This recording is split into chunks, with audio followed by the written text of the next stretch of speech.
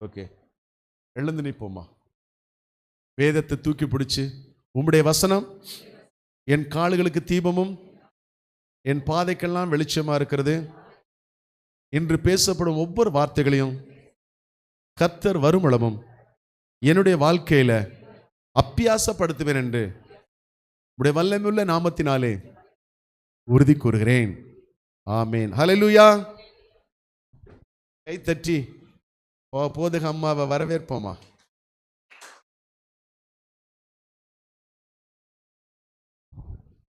ஹல்லேலூயா, ஹல்லேலூயா. சத்தமே இல்லையே. ஹல்லேலூயா. பத்தலையே சத்தம். ஹல்லேலூயா. ஆமென். சைட்ல இருந்து வருது பாருங்க, எக்கால சத்தம் மாதிரி. ஆண்டவருடைய செய்திக்கு நேராக கடந்து செல்வோம். ஒரே ஒரு நிமிடம் கண்களை மூடி, அப்பா எங்களோட கூட பேசுங்கப்பான்னு கேட்போமே. இவ்வளோ நாள் ஆண்டவரை ஒரு ஞாயிற்றுக்கிழமை உங்களுடைய வார்த்தையை கேட்குறோம், அடுத்து போயிட்டு உலக வார்த்தைகளையும் நியூஸையும் அதிகமாக கேட்குறோம். ஆண்டவரை இந்த நாட்களில் எங்களை பலப்படுத்துங்க, எங்களை தைரியப்படுத்துங்க, எங்களுடைய வார்த்தையை அனுப்பி என்னை குணப்படுத்துங்க, என்னை விடுவித்தரலுங்க. எனக்கான காரியங்கள் என்ன, எனக்குள்ள இருக்க வேண்டிய அந்த தெளிவில்லாமல் நான் இருக்கிறேன் சுவாமி, எனக்கு தெளிவுபடுத்துங்க.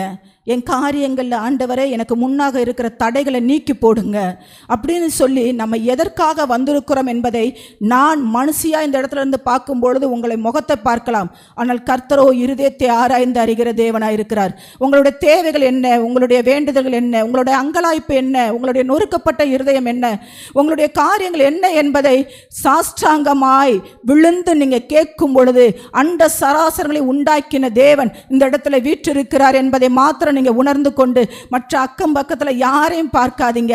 அப்பா, நான் உண்மை நாடி வந்திருக்கிறேன். உங்களுடைய சமூகத்தில் வரக்கூடிய ஒரு ஸ்லாக்கியத்தை பாக்கியத்தை எனக்கு கொடுத்திருக்கிறீங்க. இந்த நாள் ஜீவனை கொடுத்ததும் அல்லாமல் உங்களுடைய தயவும் பாராட்டி எங்களை அழைத்து வந்திருக்கிறீங்க. இது சாதாரணமானது கல்ல. என்னை கொண்டு இந்த பூமியிலே அசாதாரணமான காரியத்தை செய்வதற்காக என்னை நீ முன்குறித்திருக்கிறீங்க. எனக்கு ஜீவனை கொடுத்திருக்கிறீங்க. இந்த இடத்துல அழைச்சிட்டு வந்திருக்கிறீங்க. என் செவியை விருத்த சேதனம் பண்ணுங்கன்னு சொல்லி கேளுங்க. எத்தனையோ தடவை நம்ம வார்த்தைகளை கேட்கிறோம், அந்த வார்த்தைகளை இங்கே விட்டுட்டு போயிடுறோம். அதனால நம்ம ஆசீர்வாதத்தை பெற்றுக்கொள்ள முடியல, குடும்பங்களுக்குள்ள விடுதலையை பெற்றுக்கொள்ள முடியல, குடும்பங்களுக்குள்ள ஒரு சமாதானத்தை பெற்றுக்கொள்ள முடியல. காரணம் என்ன தெரியுமா? இருதயமும் செவியும் விருத்த சேதனம் பண்ணப்படாமல் மாம்சத்திலேயே உட்கார்ந்து நீங்க மாம்சத்திலேயே கேட்டு அப்படியே போகிறதுனால அது அப்படியே விழுந்து போகிறது. ஆவியிலே ஆண்டவர் யோவான்ல சொல்லுகிறார், ஆண்டவராகிய இயேசு கிறிஸ்து நாம் தொழுது கொள்ளுகிறவர் ஆவியோடும் உண்மையோடும் இருக்கிறார். அதனால நீங்களும் ஆவியிலே இந்த இடத்துல உட்கார்ந்திருக்கிறவர்களாய் உணர்ந்தவர்களாய் உங்களுடைய காரியம் எவ்வளவு பெரிதாகவும் இருக்கட்டும், தேவ சமூகத்தில் ஒப்புக்கொடுங்களேன். ஒப்புக்கொடுங்க. எஸ்அப்பா, திரியேக தேவனே, திரித்துவ நாதனே, வார்த்தையாகிய பிதாவே, அப்பா உம்முடைய வார்த்தையாகிய குமாரனை இந்த உலகத்திற்கு அனுப்பினவரே, அப்பா இந்த நேரத்தில் எனக்குள் உம்முடைய வார்த்தையை அனுப்பும் ஆண்டவரை. நான் கட்டப்பட்டு இருக்கிறேன், நான் கட்டவிழ்க்கப்பட வேண்டும், நான் ஆண்டவரை சுதந்திரவாளியாய் மாற வேண்டும். ஆண்டவரை கேட்கிறவன் எவனும் பெற்றுக்கொள்கிறான் என்று வேதம் சொல்லுகிறது. ஒரே ஒரு நிமிடம் ஆண்டவரே நீர் நிரப்புங்கப்பா. வெறுமையான காலியான பாத்திரமாய் நான் இந்த இடத்துல கடந்து வந்திருக்கிறேன் சுவாமி. நீங்கள் நிரப்புங்க சுவாமி. உம்முடைய வல்லமை உள்ள கரம் கூடவே இருக்கட்டும் சுவாமி. உம்முடைய வல்லமை உள்ள கரம் கூடவே இருக்கட்டும் ஆண்டவரே. ஒவ்வொருத்தரையும் ஆட்கொள்ளுங்க, அபிஷேகங்க, வழி நடத்துங்க சுவாமி. வார்த்தையினால் எங்களை ஒவ்வொருத்தரோடும் கூட பேசுங்க ஆண்டவரை. நாங்கள் கேட்க காத்திருக்கிறோம். அதன்படி செய்வதற்கு எங்களுடைய ஆவி, ஆத்தும, சரீரத்தை, சிந்தனைகளை, செயல்பாடுகளை, வார்த்தைகளை, கிரியைகளை, எண்ணங்களை, நடக்கைகளை ஆண்டவரே உம்முடைய பலிப்பிடத்திலே தகன பலியாய் ஒப்பு கொடுக்கிறோம் சுவாமி. ஏற்றுக்கொள்ளுங்க இயேசுவின் நல்ல நாமத்தில் பிதாவே, ஆமென். போன மாதம் உங்களோடு கூட 22ஆம் தேதி நான் எடுத்த வார்த்தைகளின் அடிப்படையிலே இன்று அதை தொடர்ந்து நான் உங்களோடு கூட பேச விரும்பியிருக்கிறேன்.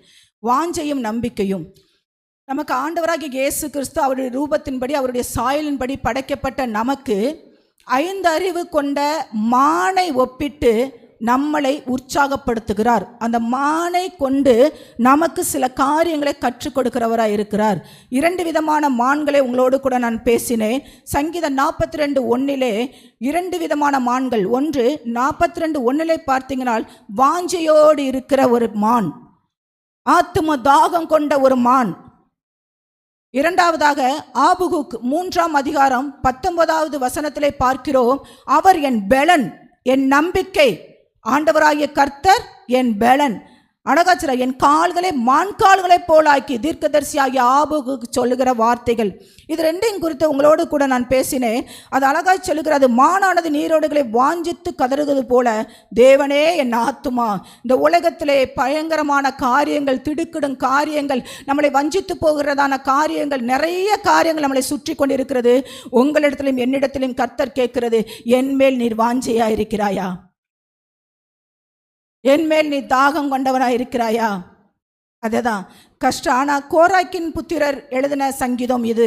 இந்த கோராக்கின் புத்திரரை பற்றி உங்களிடத்தில் நான் நிறைய காரியங்களை பேசினேன். யாத்ராகமம் 6:24 படி கோராக்குவிற்கு ஆசிர், எல்கானா, அபிசாப் 3 மகன்கள் இருந்தனர். கோராக் என்ன அப்படின்னு பார்த்தீங்கன்னா, மோசைக்கு எதிராக கலகம் செய்தபோது பூமியால் விழுங்கப்பட்டு மரித்தான். தேவனுடைய பிள்ளைக்கு விரோதமாய் கலகம் பண்ணின அவன் பூமி விழுங்கப்பட்டு விட்டது. இருப்பினும் அந்த கோராக்கின் புத்திரரோ சாகவில்லை என்று வேதம் சொல்லுகிறது. என்னாகமத்தில் நீங்கள் வாசித்து பார்த்தீர்களானால் 16ஆம் அதிகாரம் 26ஆம் அதிகாரம் இதெல்லாம் வாசித்து பாருங்கள். புத்திரர்கள் அவர்கள் தங்கள் தந்தையின் வழியை பின்பற்றாமல் கடவுளுக்கு உண்மையாக இருந்ததால் அவர்கள் தப்பினார்கள். இந்த சங்கீதங்களிலே 11 அதிகாரங்களை இவர்களுடைய பெயரில் காணப்படுகிறது. எந்தெந்த சங்கீதம் என்று சொல்லி நான் உங்களோடு கூட பேசினேன். அந்த யூடியூப்பில் போய் அந்த நியூ லைஃப் அசம்பிளி சர்ச் போட்டு பார்த்தீங்கன்னா அதனுடைய காரியங்கள் தெரியும். 42, 44 to 49, 84, 85, 87, 88 அதிகாரங்களில் மேலே பார்த்தீங்கன்னா கோராக்கின் புத்திரருக்கு வாசிக்கப்படும் அப்படின்னு சொல்லி இருக்கும். ஆனால் இந்த கோராக்கின் புத்திரரின் வழியாக ஒரு தீர்க்கதரிசி வந்தான் என்று நான் உங்களோடு கூட சொன்னேன். அந்த தீர்க்கதரிசி யார் என்று நான் உங்களிடத்தில் கேட்டேன் போன வாரம். கேட்டவர்கள் சொல்லுகிறார்கள் சாமுவேல். தீர்க்கதரிசி யாரு? சாமுவேல். அப்போ இந்த கோராக்கின் புத்திரர் தான் அழகா சொல்றாரு, இவர்கள் தங்கள் கஷ்டங்களிலும் எதிர்காலிகளினாலும் தேவனை விட்டு தூரமாக இருக்கும் ஒரு சூழ்நிலையை போல இருக்கிறார்கள். மன சோர்வினாலே தொவிந்து போய் கிடக்கிறார்கள். அப்பொழுது பாடுகிற பாடுதான் தேவனை பற்றி கொள்ள ஏக்கத்தோடு பாடுகிற இந்த சங்கீதம் 42:1. மானானது நீரோடைகளை வாஞ்சித்து கதறுகிறது போல என் தேவனே நாத்துமா உண்மையே வாஞ்சித்துக்கிறது. எவ்வளோ அழகான பின்னணியங்கள் இதில் இருக்கிறதுன்னு பாருங்கள். நேரடியாக நம்ம வாசித்துட்டு ஆத்துமா தாகமாக இருக்கிறோன்னு சொல்கிறாங்க. ஆனால் கோராக்கின் அந்த தகப்பன் செய்த அந்த வழியிலே பிள்ளைகள் பின்பற்றாமல் கர்த்தரை பின்பற்றினார்கள். எவ்வளோ பெரிய சூழ்நிலைகள், சுற்றத்தாரின் மத்தியில் சூழ்நிலைகள், கஷ்டங்கள், சோர்வுகள் மத்தியிலையும் கூட கர்த்தர் மேல் தாகமாக இருந்தார்கள் என்று இந்த வசனம் சொல்லுகிறது. இதை தொடர்ந்து நம்ம சங்கீதம் 63:1 நம்ம வாசித்தோம் இல்லையா? ரெண்டாவதாக நம்பிக்கையை குறித்து ஆபகுக்கு 3:19 ஆண்டவராகிய கர்த்தர் என் பெலன் அப்படின்னா அவர் அழகா சொல்றாரு, கர்த்தரை என் பலம், என்னவா பலம் என்று, அவர் என்னை மான் போன்ற உறுதியுடன் கடினமான சூழ்நிலைகளிலும் உயரமான இடங்களிலும் தைரியமாக நடக்க வைப்பார். நமக்கு முன்பாக இருக்கிற கரடு முரடான காரியங்கள், ஒரு தாண்டிடுவோமா, இந்த மலையை தாண்டி போயிடுவனா, இந்த பிரச்சனையை நான் தாண்டி போயிடுவனா அப்படின்னும் போது கர்த்தரே நமக்கு எப்படி இருக்கிறாராம்? பலமாக இருக்கிறாராம். அவர் பலத்தினாலே இந்த மான் எவ்வளவு உயரமான இடங்களில் போய் அந்த கண்மலைக்கு மேலே நிற்கிறதோ அதே போல் அந்த இடத்துல சொல்கிறார், எனக்கு அதிகாரியான கர்த்தர் எனக்கு பலத்தை கொடுக்கிறார். அவர் என்னை மானை போன்று ஓட உயர என்ன செய்கிறாராம்? உதவுகிறார். அவர் என்னை குன்றுகளில் பாதுகாப்பாக வழி நடத்துகிறார். இதுவே தான் நம்பிக்கை. அப்போ மானானது நீரோடை என்பது வாஞ்சை. இங்கே சொல்லுகிறார் ஒரு நம்பிக்கை, பலம் எனக்கு இருக்கிறது என்று சொல்லி 2 விதமான மான்களை கொண்டு மனிதர்களாக இருக்கிற நமக்கு ஆண்டவர் கற்றுக் கொடுக்கிறார் விசுவாசத்தின் அளவை. சங்கீதம் வாஞ்சை தாகத்தை குறித்து நான் உங்களோடு கூட எடுத்தேன். அந்த வாஞ்சை எதிலிருந்து வர வேண்டும் என்றால் தேவனுடைய வசனத்திலிருந்து, தேவனுடைய வார்த்தையில் இருந்து. இது யோவான் 4ஆம் அதிகாரத்தில் இந்த சமாரியா ஸ்திரீ போகிறாள், அந்த தண்ணி மோன்று கொள்ளும்படி அந்த யாக்கோபின் கிணற்றடியிலே போகிறார். ஆனால் ஆண்டவர் சொல்றாரு, நீ இந்த கிணத்து தண்ணியை குடிச்சேன்னா உனக்கு என்னதான் செய்யும்? தாகம் தனியாது, மறுபடி தாகம் எடுக்கும். ஆனால் நான் கொடுக்குற என்ன செய்கிறேன்? நித்திய காலமாய் ஊறுகிற ஜீவ ஊற்றாகிய ஒரு நாள் வற்றி போகாத அந்த ஜீவ தண்ணீரை நான் உனக்கு கொடுக்கிறேன்னு சொல்லுகிறாரு. ஹல்லேலூயா. அப்படி என்றால் வெறும் இந்த உலக வார்த்தைகளை, உலகத்தின் மேல் வாஞ்சையை, உலகத்தின் மேல் அந்த நம்பிக்கையை வைத்து நாம் ஓடிக்கொண்டிருப்போமானால் ஒரு நாள் அல்ல, 2 நாள் அல்ல, நமக்கு எவ்வளவுதான் வந்தாலும் நம்ம துவந்து கொண்டே தான் இருப்போம், தாகம் எடுத்துக்கொண்டே தான் இருக்கும், நம்மளால் அது முன்னேறவே முடியாது. ஆனால் தேவனுடைய வார்த்தையின் மூலம் கிடைக்கிற அந்த ஜீவ ஊற்று, ஜீவ தண்ணீராகிய அந்த வார்த்தை நம்ம மேல் பொழிகிறதற்கு அவர் தயாராக இருக்கிறார். பெற்றுக்கொள்வதற்கு நாம் ஆயத்தமாக இருக்கிறோமா? அதை தான் அந்த சமாரியா ஸ்திரீயிடத்தில் சொல்லுவார், நீ என்னை தெரிந்து கொள்ளவில்லை, நான் உன்னை தெரிந்து கொண்டேன் என்று. இன்னைக்கு உங்களையும் என்னையும் பார்த்து ஆண்டவராகிய இயேசு கிறிஸ்து அதான் சொல்கிறாரு, நீ என்னை தெரிந்து கொண்டு வரல, நான் உன்னை தாயின் கருவுகளை எலும்புகள் உருவாதற்கு முன்பாகவே நான் உன்னை பேர் சொல்லி அழைத்திருக்கிறேன். ஹல்லேலூயா, ஹல்லேலூயா. அப்படி அழைத்த தேவன் அழகா சொல்றாரு பாருங்க. அந்த மலை, அந்த தண்ணீர் அவர் கொடுக்குறாரு. கொடுக்கும்போது சொல்றாரு, அவர் சொல்றா, நீ யூதரா இருக்கிற, நான் சமாரியரா இருக்கிறேன். இது எப்படி? அந்த யூதர்களுக்கும் சமாரியர்களுக்கும் உள்ள வேற்றுமையை உங்களோடு கூட நான் பேசினேன். அவங்க தூய்மையற்றவர்களாக கருதப்பட்டனர். சமாரியா பகுதியில் வாழ்ந்தவர்கள் கிமு 722 அசரிய படையெடுப்பிற்கு பிறகு இஸ்ரவேலிலே வடக்கு பகுதியிலே எஞ்சியிருந்த இஸ்ரவேல் மக்களும் அங்கே குடியேற்றப்பட்ட புறஜாதிகளும் கலந்து உருவான இனக்குழுதான் யாரு? சமாரியர்கள். அவர்கள் எபிரேய வம்சவழியை உரிமை கொண்டாடினாலும் யூதர்களால் அவர்கள் தூய்மையற்றவர்களாகவே கருதப்பட்டனர். ஆனால் நீங்களும் நானும் ஆராதிக்கிற தேவன் யூத ராஜ சிங்க குல. ஹல்லேலூயா. அதனால் இந்த சமாரியா ஸ்திரீ கேட்குறாங்க, நீங்கள் யூதராக இருக்கிறீங்க, எனக்கு எப்படின்னு. ஆண்டவராகிய இயேசு கிறிஸ்து உங்களுக்காக எனக்காக மாத்திரம் வரல, இந்த உலகத்தின் பாவத்தை தீர்க்க வந்த, சுமந்து தீர்க்க வந்த தேவ ஆட்டுக்குட்டி. ஹல்லேலூயா, ஹல்லேலூயா.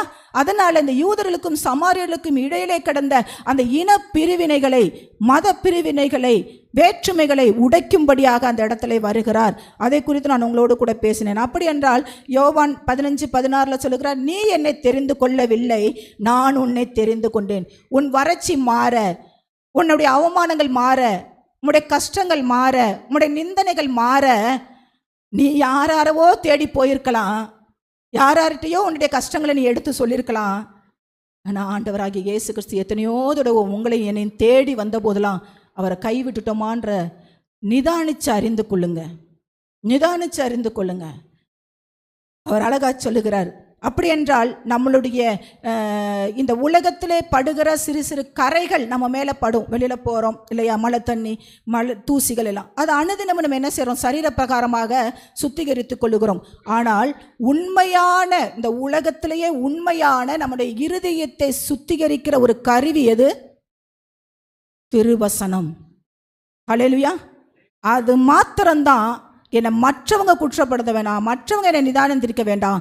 இது என்னை என்ன செய்யும்? நியாயம் திருக்கிறதா இருக்கிறது. இது என்னை செழிப்பான இடத்துல கொண்டு போய் நிறுத்துகிறதா இருக்கிறது. இதை என்னை வழி நடத்துகிறதா இருக்கிறது. அதுதான் உண்மையான சுத்திகரிப்பு கருவி. பக்கத்தில் கை கொடுத்து சொல்லுங்களேன், நம்மளுடைய இருதயத்தில் உண்மையான சுத்திகரிப்பு நடக்கணும்னா வேதத்தை தூக்கிட்டு வந்தால் மட்டும் பத்தாது, வேத வசனம் என் இருதயத்தில் இருக்க வேண்டும். ஹல்லேலூயா, ஹல்லேலூயா. அழகாச்சுறாரு. அடுத்து சொல்கிறாங்க பாருங்க, அதோடு நான் உங்களோடு கூட கொண்டு வந்த வார்த்தை எபேசியர் 5:26 கடவுளின் வார்த்தை கேட்டு அதன்படி நடக்கும்போது நம் உள்ளம் மற்றும் வாழ்க்கை தூய்மை அடைகிறது. இது எல்லாமே போன மாதத்தில் கொடுத்தது. அப்படி என்றால் மனிதனாக வந்த இயேசுவும் முன் அடையாளமாக பிதாவினுடைய வார்த்தையை கேட்டு அதன்படி கீழ்ப்படியும் போது, செயல்படும் போதும் வானம் திறக்கப்பட்டது. ஹல்லேலூயா, ஹல்லேலூயா. எனக்கு வாசலே திறக்க மாட்டேனதே, அப்புறம் எங்கிட்ட வானம் திறக்கிறதுக்கு? ஏன்னா 100% அவர் மனிதனாக இருந்தார். அவர் பிதா எனக்கு சொல்லாம, அந்த நேரம் வராம நான் எதையும் செய்ய மாட்டேன்னு காத்திருந்தார். வார்த்தைக்கு கேட்டாரு, வார்த்தையின்படி காத்திருந்தாரு, கீழ்ப்படிந்தாரு, செயல்பட்டாரு, வானம் திறக்கப்பட்டது. ஹல்லேலூயா. அதே போல தூய ஆவியானவர் அதற்கு பின்பாக நமக்கு தருகிறதாக வாக்கு கொடுத்த தேவன். ஏசியால 44:3 வாசிங்க. தாகமுள்ளவன் மேல் தண்ணீரையும் வறண்ட நிலத்தின் மேல் ஆறுகளையும் ஊற்றுவேன். தாகம் உள்ளவர்கள் வாஞ்சியோடு இருக்கிறீங்கன்னா உங்க மேல நான் என்ன செய்வேன்? என்ன செய்வேன்? தண்ணீரை ஊற்றுகிறேன். வறண்டு போன இருக்கிறீங்களா? நீரூற்றை உண்டாக்குகிறேன்னு சொல்லுகிறாரு. அதே தான் அப்போஸ்தலர் 1ஆம் அதிகாரம் 4-5 வாசிங்களேன். அன்றியும் அவர் அவர்களுடனே கூடி வந்திருக்கும் போது அவர்களை நோக்கி, யோவான் ஜலத்தினாலே ஞானஸ்நானம் கொடுத்தான், நீங்கள் சில நாளுக்குள்ளே பரிசுத்த ஆவியினாலே ஞானஸ்நானம் பெறுவீர்கள். ஆகையால் நீங்கள் எருசலேமை விட்டு போகாமல் என்னிடத்தில் கேள்விப்பட்ட பிதாவின் வாக்குத்தத்தம் நிறைவேற காத்திருங்கள் என்று கட்டளையிட்டார். வாக்குத்தத்தத்தை நிறைவேற்ற காத்திருங்கள் இயேசுவானவர் சொல்லுகிறார். அந்த இடத்துல பிதாவுடைய வாக்கு தத்தம் என்ன செய்யப்பட்டிருக்கிறது? நான் வரணும் இந்த உலகத்திற்கு, நான் ஜனங்களுடைய பாவங்களெல்லாம் என் மேலே சுமந்து நான் அடிக்கப்படணும், அப்பொழுது வானம் திறக்கப்படும், அதற்கப்புறம் பரிசுத்த ஆவியானவர் என் மேல் வந்து இறங்குகிறார், அதற்கப்புறம் தான் ஆண்டவராக இயேசு கிறிஸ்து அற்புதங்களையும் அடையாளங்களையும் செய்ய ஆரம்பிக்கிறார். நல்லா புரிஞ்சு கொள்ளுங்க. அதனால இந்த இடத்துல அழகா வேத வார்த்தை சொல்லுது, தூய ஆவியானவரை தருவதாக தேவன் பிதா வாக்குறுதி அளித்திருந்தார் ஏசியா தீர்க்கதரிசி மூலமாய் 44:3. அதே இதை ஆவியானவரின் திருமுழுக்கு பெறுவதற்காக சீடரை எருசலேமில் காத்திருக்கும்படி கர்த்தர் கூறுகிறார். அவர்கள் காத்திருந்த பெந்தேகோஸ்தே நாளன்று, அப்போஸ்தலர் 2ஆம் அதிகாரம் 4-5, அவர்கள் எல்லோரும் பெந்தேகோஸ்தே நாளன்று அந்த அபிஷேகத்தை, பரிசுத்த ஆவியானவருடைய வரங்களை அவர்கள் பெற்றுக்கொண்டார்கள் என்று நாம் பார்க்கிறோம். ஆவியானவர் அன்று அருளப்பட்டு விட்டபடியால் அதற்கு பின்பு இன்று வரையும் அதை பெறுவதற்கு நாம் என்ன செய்ய வேண்டாம்? எருசலேமுக்கு செல்ல வேண்டாம். நாம் என்ன செய்ய வேண்டாம்? காத்திருக்க வேண்டியதும் இல்லை. வசனம் சொல்லுது, லூக்கா 24ஆம் அதிகாரம் 47-49 வாசிங்களேன். அன்றியும் மனம் திரும்புதலும் பாவ மன்னிப்பும் எருசலேம் தொடங்கி சகல தேசத்தாருக்கும் அவருடைய நாமத்தினாலே பிரசங்கிக்கப்படவும் வேண்டியது. நீங்கள் இவைகளுக்கு சாட்சிகளாய் இருக்கிறீர்கள்.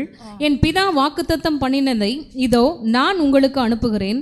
நீங்களோ உன்னதத்திலிருந்து வரும் பெலனால், உன்னதத்திலிருந்து வருகிற பெலனால் தரிப்பிக்கப்படும் வரைக்கும் எருசலேம் நகரத்தில் இருங்கள் என்றார். எருசலேம் நகரத்தில் இருங்கள் என்று சொல்லி அவர்களை காத்திருக்க சொன்னார். ஆனால் இப்ப நம்ம காத்திருக்க வேண்டியதில்லை. ஏனென்றால் யோவான் 11ஆம் அதிகாரம் 9-10 சொல்லுகிறார், கேட்கிறவன் எவனும் பெற்றுக்கொள்ளுகிறான், தேடுகிறன் எவனுக்கும் கண்டடைகிறான், தட்டுகிறன் எவனுக்கும் திறக்கப்படும். அழகான வேத வசனம் அதில் சொல்லுது, தேவனுடன் பிள்ளையாக இருக்கும் எவரேனும், கர்த்தருடைய தெய்வமாய் கொண்டிருக்கிற ஜனம், எந்த ஜனமாக இருந்தாலும் சரி, அவர்கள் வாஞ்சையுடன் கேட்டால் உடனடியாக தூய ஆவியானவரை திருமுழுக்கை நாம் பெற்றுக்கொள்ளலாம். அதை தான் வேத வசனம் சொல்லுகிறது. 1 பேதுரு 3:20 வாசிங்க. 1 பேதுரு 3:20. அந்த ஆவிகள் பூர்வத்திலே நோவா பேழையை ஆயத்தம் பண்ணும் நாட்களிலே தேவன் நீடிய பொறுமையோட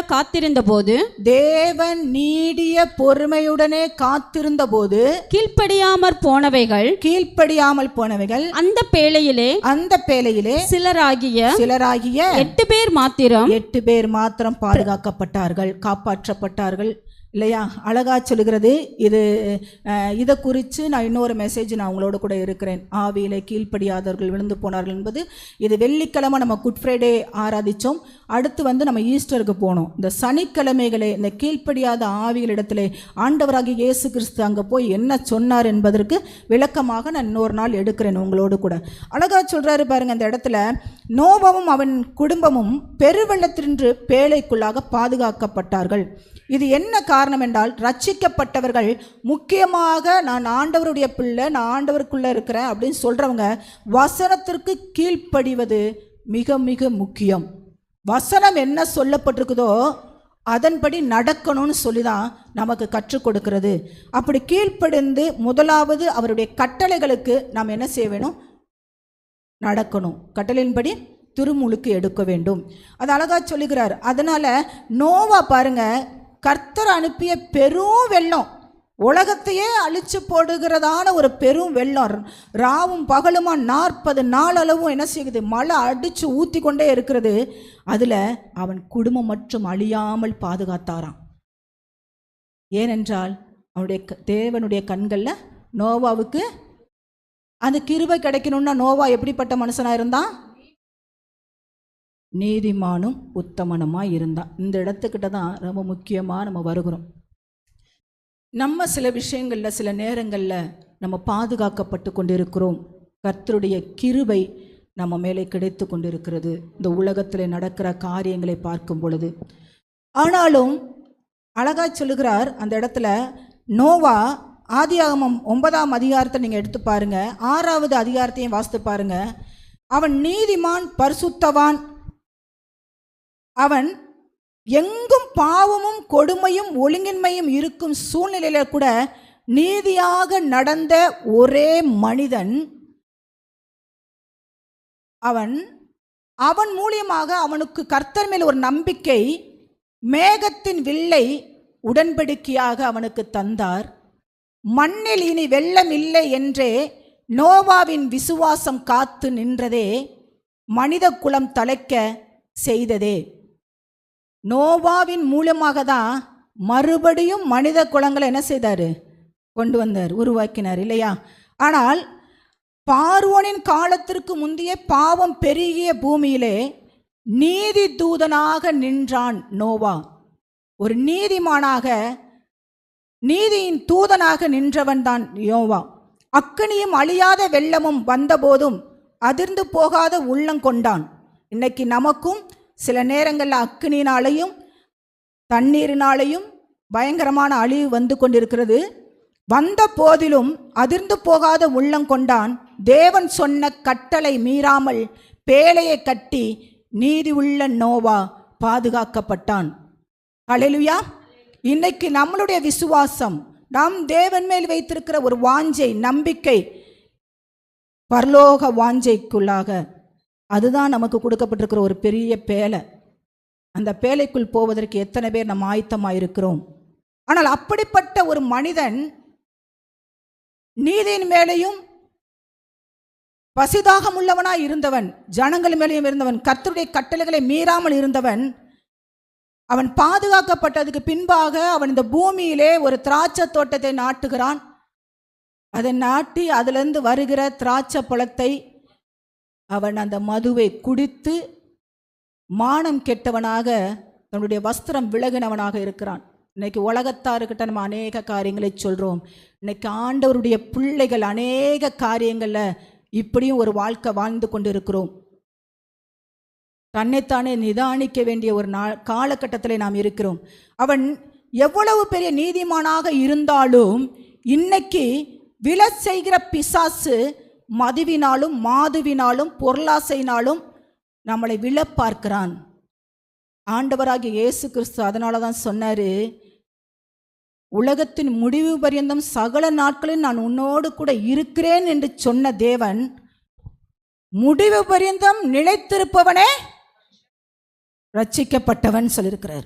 கர்த்தர் என்னோடு கூட இருக்கிறார் என்றால் எவ்வளவு பெரிய அழிவு வந்தாலும் என்னை கர்த்தர் அவருடைய பேழைக்குள்ளாக வைத்து பாதுகாப்பார். கரங்களை தட்டி தேவனை மகிமைப்படுத்துவோமா? அதை விட்டுட்டு, ஆண்டவர் சொன்ன வார்த்தையை விட்டுட்டு முடிவு பெருந்து நிலைத்திருக்காதபடிக்கு சில பாருகள். அவன் செய்த அந்த காரியத்தினால் அவனுடைய மகன் காயின் சபிக்கப்பட்டவனாக போனான். இன்னைக்கு வீட்டில் குடும்பத்தார், தலைவன், வீட்டின் தலைவன் என்ன தவறு செய்கிறீர்களோ உங்கள் பிள்ளைகளை அது பாதிக்கும் என்பதை இந்த நாளில் நமக்கு ஆண்டவராகிய இயேசு கிறிஸ்து வேதத்தின் அடிப்படையில் நமக்கு கற்றுக் கொடுக்கிறார். தயவு செய்து சொல்லுகிறேன், வேதத்தை தூக்கினா மட்டும் பத்தாது, வேதத்தின்படி நாம் நடக்கிறவர்களாக இல்லை என்றால் அந்த சாபம் நம்மளுடைய பிள்ளைகள் மேல் வரும். அழகா சொல்கிறார் பாருங்க, வேத வசனம் எரேமியா 2:13 வாசிங்களேன். என் ஜனங்கள் இரண்டு தீமைகளை செய்தார்கள். ஜீவ தண்ணீர் ஊற்றாகிய நீ வறண்டு போய் கிடக்கும் பொழுது, துவண்டு போய் கிடக்கும் பொழுது, உன்னுடைய நிந்தனைகள் எப்படிப்பட்ட காரியங்கள் இருக்கும்போது அந்த சமாரியா ஸ்திரியை தேடி வந்தது போல நம்மளை எத்தனையோ நேரங்களில் கர்த்தர் நம் பட்சத்திலே வந்திருக்கிறார். ஹல்லேலூயா, ஹல்லேலூயா.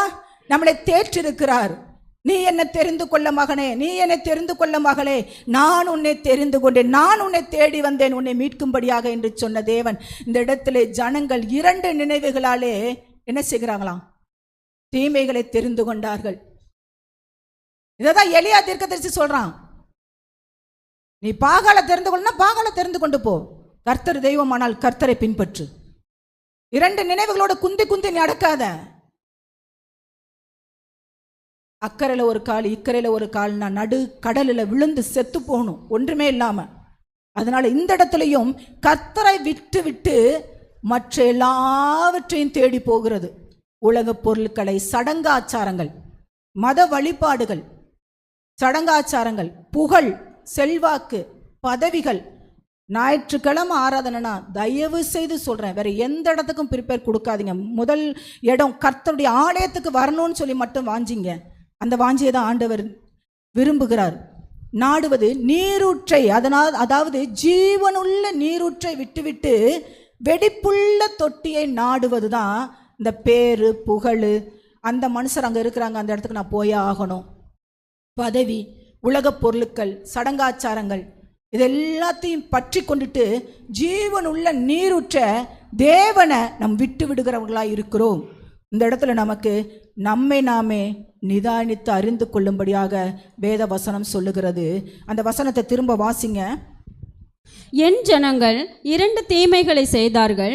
ஜீவ தண்ணீர் ஊற்றாகிய என்னை விட்டுவிட்டார்கள். தண்ணீர் நிற்காத தொட்டிகளாகிய, நிற்காத, நீ எவ்வளவுதான் சம்பாதிச்சாலும் உனக்கு செழிப்பு வராத, சமாதானம் வராத அப்படிப்பட்ட வெடிப்புள்ள தொட்டிகளை தங்களுக்கு வெட்டி கொண்டார்கள். தேவன் கொடுத்த கட்டளையை விட்டுட்டாங்க, தேவனை விட்டுட்டாங்க, தங்களுக்காக கிணறு வெட்டுறாங்க. இந்த மனுஷன் வெற்ற கிணறுல தண்ணி எந்த நிமிஷம் எப்போ வற்றுன்னு தெரியாதுங்க. ஆனால் வானம் திறக்கப்பட்டும் கர்த்தர் கொடுக்கிற மழை நமக்கு எப்படிப்பட்ட மழை, எப்படி ஆசீர்வாதமாய் நம்ம இருக்க போகிறோம். தேவ வார்த்தை அதிகமாய் சொல்லுகிறது, நம்மளை சிந்தித்து பார்ப்போமாய். எரேமியா 17:13 சொல்லுகிறார் பாருங்க. எரேமியா 17:13 வெளிப்படுத்தின விசேஷம். இஸ்ரவேலின் நம்பிக்கையாகிய கர்த்தாவே, இஸ்ரவேலின் நம்பிக்கையாகிய கர்த்தாவே, உம்மை விட்டு விலகுகிற யாவரும் வெட்கப்படுவார்கள். உம்மை விட்டு விலகுகிற யாவரும் என்ன செய்வார்களா? என்ன செய்வாருங்க? வெட்கம் அடைவார்கள். நல்லா தெரிஞ்சுக்கோங்க, அவரை நோக்கி பார்த்த முகங்கள் பிரகாசம் அடைந்தன, ஒருபோது வெட்கப்பட்டு போவதில்லைன்னு சொல்லி இருக்கிறாரு. வெட்கம் அடைகிறது போல இருக்கும், ஆனால் நீங்கள் எந்த இடத்துல வெட்கப்பட்டீங்களோ அதே இடத்துல ஆண்டவராகிய இயேசு கிறிஸ்து உங்களை உயர்த்த வல்லமை உள்ள தேவனாக இருக்கிறார். அவர் விட்டு விட மாதீங்க.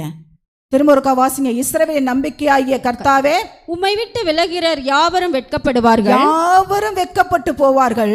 அவர்கள் ஜீவனுள்ள தண்ணீரின் ஊற்றாகிய கர்த்தரை விட்டு விலகி போனபடியால் உம்மை விட்டு அகன்று போகிறவர்களின் பெயர் புழுதியில் எழுதப்படும். புழுதியில எழுதப்படுமா?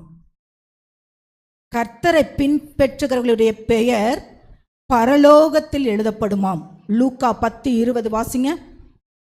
லூக்கா 10:20, வெளிப்படுத்தின விசேஷம் 22:17.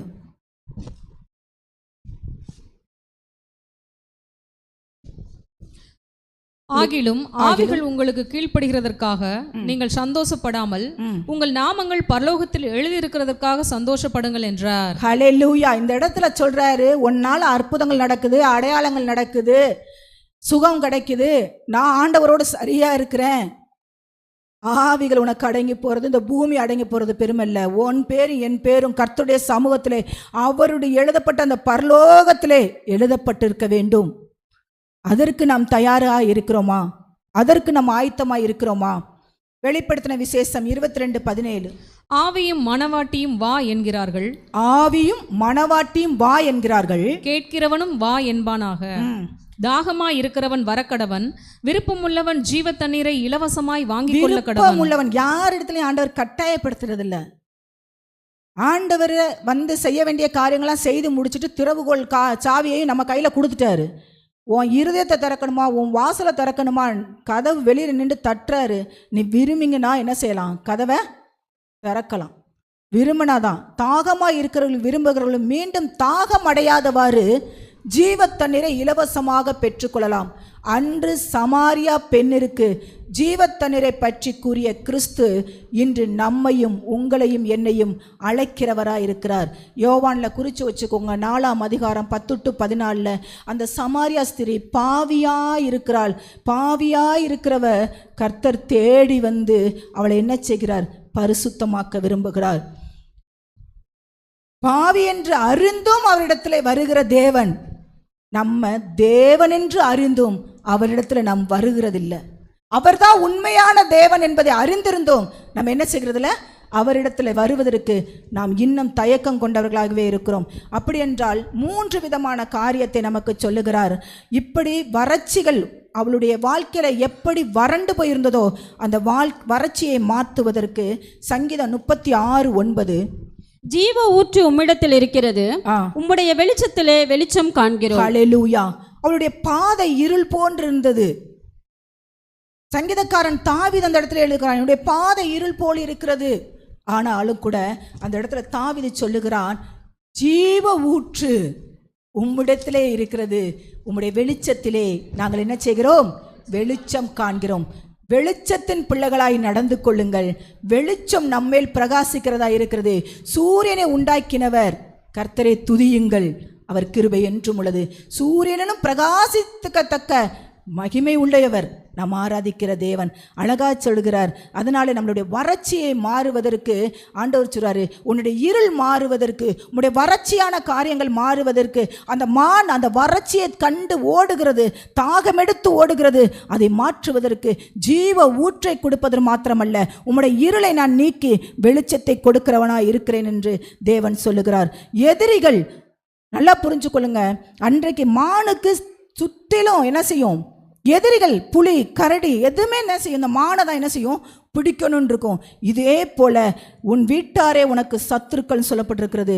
நம்மை சுற்றிலும் நம்ம மத்தியில் இருக்கிற ஒரு வேலை ஸ்தலங்களாக இருக்கலாம், வேற இடங்களாக இருக்கலாம், வீட்டில் இருக்கலாம், பல பிரச்சனைகள் எதிரிகள் வரும் பொழுது சங்கீதக்காரன் அப்போஸ்தலனாகிய பேதுரு சொல்றான்னு பாருங்க. 1 பேதுரு 5:8, தெளிந்த புத்தி உள்ளவர்களாக இருங்கள். தெளிந்த புத்தி உள்ளவர்களாக இருங்க. பதட்டப்பட்டு பேசிடாதீங்க, பதட்டப்பட்டு உடைய காரியத்தை நடப்பிடாதீங்க. வேதம் அழகா நமக்கு சொல்லி கொடுக்கிறது. தெளிந்த புத்தி உள்ளவர்களாக இருங்கள், விழித்திருங்கள். ஏனெனில் விழித்திருங்கன்னா எப்பயுமே வா. ஆர்மியில இருக்கிறவங்க எப்படி இருப்பாங்க, எப்பொழுதும் உடை அணிந்திருப்பாங்க, எப்பொழுதும் பக்கத்தில் என்னென்ன ஆயுதங்கள் வைத்திருக்கணுமோ வச்சுருப்பாங்க. அவங்க தூங்குனாலும் எப்படி இருப்பாங்க தெரியுமா, ஆவியில் அந்த விழுத்து அந்த இம்புட்டும் லைட்டாக ஒரு சத்தம் கூட கேட்டக்கூடாது, உடனே எதிரி வந்துடுவான், அலர்ட் ஆயிடுவாங்க. அதே போல் நீங்களும் நானும் கனி கொடுக்க வேண்டிய ஜனங்கள், ருசி உள்ள ஜனங்கள். அந்த மான் எவ்வளவு அந்த புலிக்கும் அந்த கரடிக்கும் தேவைப்படுதோ அதை மாதிரி நம்ம இந்த உலகத்தார் நம்மளை வஞ்சிக்க நினைக்கிறாங்க. தயவு செய்து தெளிந்த புத்தியுள்ளவர்களாக இருங்க, விழித்திருங்கள். உங்கள் எதிராளியான பிசாசானவன் கெச்சிக்கிற சிங்கம் போல எவனை விழுங்கலாமோ என்று வகை தேடி சுற்றி திரிகிறான். ஆனால் உங்களுக்குள்ளும் எனக்குள்ளும் இருக்கிறவர் யூதராஜ சிங்கம், ஜீவ ஊற்றாகிய கர்த்தர். ஹல்லேலூயா, ஹல்லேலூயா. அவரை மறந்துடாதீங்க. அவரை ஒரு ஒதுக்கிட்டு நீங்கள் வெறும் இந்த சிங்கத்தை போல வேஷம் கட்டிட்டு திரிகிறவங்களுக்கு என்ன செய்யாதீங்க, பயப்படாதீர்கள். அழகாய் வேதம் சொல்லுகிறது. அடுத்து அந்த மானானது மரண பயத்திலே ஓடிக்கொண்டிருக்கிறது. முதல்ல வறட்சி, வறண்டு போய் கிடக்குது, தாகமில்லாமல். ஆண்டவர் சொல்றார், ஜீவ ஊற்றை உனக்கு கொடுக்கிறேன், உன்னுடைய பாதைகளை இருளை வெளிச்சமாக்குகிறேன். 2வது சொல்றார், உன்னுடைய எதிரிகள் வருகிறாங்களா, யூதராஜ சிங்கமாய் நான் உனக்குள் இருக்கிறேன், நீ தெளிந்த புத்தி உள்ளவனாயிரு, விழுத்திரு, பிசாசனவன் விழுங்கலாம் என்று வகை தேடி சுற்றி இருக்கிறான், உன் ஆத்துமாவை நான் பாதுகாத்துக் கொள்கிறேன்னு சொல்றாரு. கர்த்தருடைய வார்த்தைக்கு மாத்திரம் கீழ்ப்படிங்க. மரணம் சங்கீதம் 23:4 சொல்றார், நான் மரண பள்ளத்தாக்கில் நடந்தாலும் பொல்லாப்புக்கு பயப்படேன், தேவரீர் என்னோடு கூட இருக்கிறீர், ஏனென்றால் உமது கோலும் தடியும் என்னை தேற்றுகிறதா இருக்கிறது. நான் எப்படிப்பட்ட பாதையில நடந்து கொண்டிருக்கிறேன், என்னை சுற்றிலும் என்ன நடந்து கொண்டிருக்கிறத தெளிவுபடுத்துகிறது வேத வசனம். ஹல்லேலூயா. அதனாலதான் சொல்றாரு 1 கொரிந்தியர் 15:55-56, மரணமே உன் கூர் எங்கே, பாதாளமே உன் ஜெயம் எங்கே, மரணத்தின் கூர் பாவம், பாவத்தின் பலன் நியாயப்பிரமாணம். போதும், அழகா சொல்றாரு பாருங்க. மரணமே உன் கூர் எங்கே அப்படின்னா, கூர் என்றால் கொடுக்கு என்று அர்த்தமாம். தேளுக்கு இருக்கும் பார்த்தீங்களா, கொடுக்கு, அந்த மாதிரி. மரணம் அடைந்தால் எங்கு செல்வோம் என்று அறியாதவர்கள் தான் மரணத்தை கண்டு என்ன செய்யணும், பயப்படணும். ஆனால் உங்களுக்கும் எனக்கும் ஒரு இதை கொடுத்துட்டு போயிருக்கிறார், வாக்குறுதியை. நான் போகிறேன், உங்களுக்காக ஒரு இடத்த என்ன செய்கிறேன். எவ்வளவு ஒரு நல்ல ஆண்டவர், உன்னை வழி நடத்தி இதோட நான் விட்டுட்டு போகிறதில்ல, நான் முதல்ல போய் உனக்காக என்ன செய்கிறேன். எவ்வளவு ஒரு வாக்குறுதியை கொடுத்துட்டு போயிருக்கிறாரு. ஆனால் நம்ம மரணத்தை கண்டு, இங்கே நடக்கிற கொடுமைகளை கண்டு, ஐயோயோ ஈரான் அமெரிக்கா இங்கிட்டு கொண்டு போகிறான் அங்கிட்டு கொண்டு போகிறான், இதெல்லாம் நடக்கும். உங்களையும் என்னையும் ஸ்திரப்படுத்துவதற்கு, சீர்படுத்துவதற்கு, நிலைநிறுத்துவதற்கு தேவன் சொன்ன வாக்குத்தத்தங்கள், வாக்குறுதிகள் எல்லாம் நிறைவேற்றி கொண்டிருக்கிறது. நம்ம நிர்விசாரமாயிருக்கிறோம். நல்லா புரிஞ்சு கொள்ளுவோம். அவர்கள் செய்த, அழகா சொல்றாரு, அவர்கள் செய்த யாரு மரணத்தை குறித்து பயப்படுகிறவர்கள், அவர்கள் செய்த பாவமே பயத்தை கொடுக்கும். அது மாத்திரமல்ல, இயேசுவிடம் பாவம் மன்னிப்பு அடைந்தவர்களுக்கு மரண பயம் இருக்காது. ஹல்லேலூயா. நான் மரணத்தாலும் கிறிஸ்துவுக்குள் நித்திரையா இருக்கிறேன். ஹல்லேலூயா, ஹல்லேலூயா. நான் தூங்கி கொண்டிருக்கிறேன், எங்கள் அப்பா மடி இல்லை. எவ்வளோ ஒரு வாஞ்சியோடு சொல்கிறான்னு பாருங்களேன். அந்த வசனங்கள் உள்ள ஆழத்தை பார்த்தோம்னா, உடனடியாக இயேசுவின் நேரடி பிரசனத்திற்கு செல்வோம் என்ற நம்பிக்கை தான் நம்மை பயத்தை இருந்து என்ன செய்கிறது, பிரிக்கிறதா இருக்கிறது. நமக்கு மரண பயம் இருக்கிறதா? பக்கத்தில் பார்த்து கேளுங்க. ஏன்னா ஒரு நாள் உயிரோடு இருக்கிறோம், பிறந்தோம், ஒரு நாள் மறிக்க தான் போகிறோம். ஆனால் மரண பயம் இருந்துச்சுன்னா, இந்த பயம் என்பது ஒரு சிறைச்சாலை அனுபவத்தை போல எந்த பக்கம் என்ன செய்ய விடாது, நம்மளை செயல்படுத்தவே சிந்திக்கவும் விடாது. ஆனால் ஆண்டவர் சொல்றாரு, அப்படியானால் மரண பயம் இருக்குமானால் இன்னும் பாவ மன்னிப்பின் நிச்சயத்தை நீங்கள் பெற்றுக்கொள்ளவில்லை என்று அர்த்தமாம். நான் கிறிஸ்துவு எனக்கு பாவ மன்னிப்பின் நிச்சயத்தை கொடுத்துட்டார், நான் மரித்தாலும் கிறிஸ்துவுக்குள் பிழைத்திருப்பேன், நான் நித்திரையா இருக்கிறேன். அழகா சொல்றாரு. பிலிப்பியர் 1:20 வாசிங்களேன். கிறிஸ்து எனக்கு ஜீவன், கிறிஸ்து எனக்கு ஜீவன், சாவு எனக்கு ஆதாயம், சாவு எனக்கு ஆதாயம். அழகா சொல்றான். கிறிஸ்துவுக்கென்று வாழுகிறவர்களுக்கு மரண பயம் இல்லை, சாவே உன் கூரெங்கே. அழகா சொல்றாரு. பாதாளமே உன் ஜெயம் எங்கே என்ற வீர முழக்கம் இடுவோம்.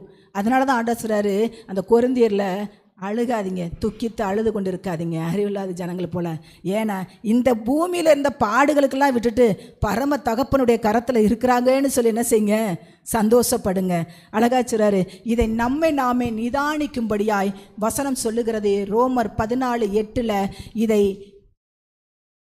நாம் பிழைத்தாலும் கர்த்தருக்கென்று பிழைக்கிறோம், கர்த்தருக்கென்றே பிழைக்கிறோம். நான் மரித்தாலும் கர்த்தருக்கென்று மரிக்கிறோம். ஆகையால் பிழைத்தாலும் மரித்தாலும் நாம் கர்த்தருடையவர்களாய் இருக்கிறேன். ஹல்லேலூயா. நான் மரித்தாலும் பிழைத்திருந்தாலும் நான் கர்த்தருக்குரியவர்களாக இருக்கிறேன். அந்த நம்பிக்கையை தான் அழகா இந்த மான் ரெண்டும் நமக்கு உணர்த்துகிறதா இருக்கிறது. நாம் எங்கே, எதில், எப்படி தீர்மானம் எடுக்க வேண்டியது, செயல்பட வேண்டியதும் நம்மளுடைய கரத்திலே ஆண்டவராகிய இயேசு கிறிஸ்து கொடுத்துட்டாரு. அவர் நம்மளோடு கூட இருந்து வழி நடத்துவார். நம்பிக்கையாக சொல்லுகிற வசனம் நீதிமொழிகள் 3:5 சொல்லுகிறார். சுய புத்தின் மேல் சாயாமல் உன் முழு இருதயத்தோடு கர்த்தர் மேல் நம்பிக்கையாயிரு. அழகா சொல்லுகிறார். அடுத்து, அவரையே நினைத்துக்கொள், உன் பாதைகள் எல்லாம் அவர் செவ்வைப்படுத்துகிறவராக இருக்கிறார். கர்த்தருக்கு பயந்து தீமையை விட்டு என்ன செய்யுங்க, விலகிறவர்களா இருங்க. கர்த்தரை நம்புகிறவர்களுக்கோ கிருபை சூழ்ந்து கொள்ளும். ஹல்லேலூயா, ஹல்லேலூயா. அவருடைய கிருபை மாத்திரம் இல்லைனா நாம் என்றைக்கோ நிர்மூலமாகியிருப்போம். நாம் நிற்பதும் நிர்மூலமாகாது இருப்பதும் தேவனுடைய சுத்த கிருபையாக இருக்கிறது. ஹல்லேலூயா, ஹல்லேலூயா. இன்னைக்கு பெற்றுக்கொண்டோமா, நம்மளுடைய வறட்சிகள் மாற, நம்முடைய எதிராளிகளிடத்திலிருந்து நம்ம பாதுகாக்கப்பட, நம்மளுடைய மரணமே ஜெயம் எங்கே, உன் கூரெங்கே. ஹல்லேலூயா. கர்த்தர் கொடுத்த 2 மான்களை வைத்து நமக்கு அழகாய் கற்றுக் கொடுத்தார். வாஞ்சை உள்ளவர்களாய் இருங்க. இந்த உலகத்தின் வாஞ்சை நம்மளை எங்கேயோ கொண்டுட்டு போயிடும், அழிவுக்கு நேராய் வழி நடத்திடும். தேவன் மேல் உள்ள வாஞ்சை நம்மளை நித்தியத்திற்கு கொண்டு போகிறதா இருக்கிறது. அவர் மேல் வைக்கிற நம்பிக்கை நம்மளை வெட்கப்படுத்தாது. இந்த பூமியில் எவ்வளோ உபத்திரங்கள், எவ்வளோ போராட்டங்கள், பிரச்சனைகள் வந்தாலும் அது என்ன செய்யாதான், நம்மளை வெட்கப்படுத்தாது. கண்டிப்பாக கர்த்தர் நம்மளை தூக்கி எடுத்து வல்லமை உள்ளவராக இருக்கிறார். கரங்களை தட்டி தேவனை மகிமைப்படுத்துவோம். ஒரே ஒரு நிமிடம் கண்களை மூடி ஸ்தோத்திரிக்கிறோம். தகப்பனே, உம்மை நன்றியோடு உம்மை துதிக்கிறோம், உம்மை நன்றியோடு உம்மை ஸ்தோத்திரிக்கிறோம், உம்மை நன்றியோடு உம்மை ஸ்தோத்திரிக்கிறோம். ஆண்டவரே, இந்த நாளில் ஆண்டவரே, நீர் எங்களை தைரியப்படுத்தியிருக்கிறீர், எங்களை பலப்படுத்தியிருக்கிறீர். உம்முடைய வார்த்தையை எங்களுக்குள் அனுப்பியிருக்கிறீர். அது 100 மடங்காய் எங்களுடைய வாழ்க்கையிலே நாங்கள் அபியாசப்படுத்தி வெற்றியை சுதந்திரித்து கொள்ள ஆண்டவரே, இந்த உலகத்திலே நாங்கள் ஆண்டவரே உமக்கு சாட்சிகளாய் நிற்க, உமக்கு வெளிச்சங்களாய் நாங்கள் இருக்க, ஆண்டவரே உலகத்திற்கு உப்பாய் இருக்க எங்களை நீங்கள் தெரிந்து கொண்டதுக்காக நாங்கள் நன்றி செலுத்துகிறோம். ஆண்டவரை எல்லாவற்றையும் உடைய பாதத்தில் ஒப்பு கொடுத்துட்டோம். எங்களை வழி நடத்துங்க. இயேசு கிறிஸ்துவின் நல்ல நாமத்தில் ஜெபிக்கிறோம். ஜெபம் கேளும் ஜீவனுள்ள நல்ல பிதாவே, ஆமென்.